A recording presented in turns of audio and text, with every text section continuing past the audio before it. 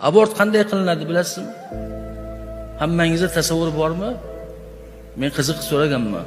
Abort qilinganda, men doktorlar bilishadi.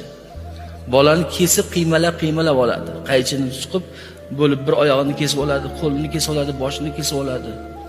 Abort qilish. Bu yomonmi? Bolani o'sha mahalda o'ldirish yomon. Qaysi yomon? Farqi yo'q-ku. Yashash huquqiga ega, ayniqsa bolaga jon kirgandan keyin, 4 oy 10 kunlik bo'lgandan keyin unga bir jon kirdi. Sababsiz, yetarli sababsiz bolani oldirish, ko'payib ketdi yoki qiz bo'ldi deb oldirish odam o'ldirish bilan bir xil bo'ladi. Ota o'zining bolasini qotili bo'lsa, ona o'zining bolasini qotili bo'lsa, dodingizni kimga aytasiz? Qiyomatga aytasiz faqat buni. Bolani tug'ib ahlatxonaga tashlab ketyapti. Bolasini tug'ib qo'yib yoki voz kechib birovlarning eshigining oldiga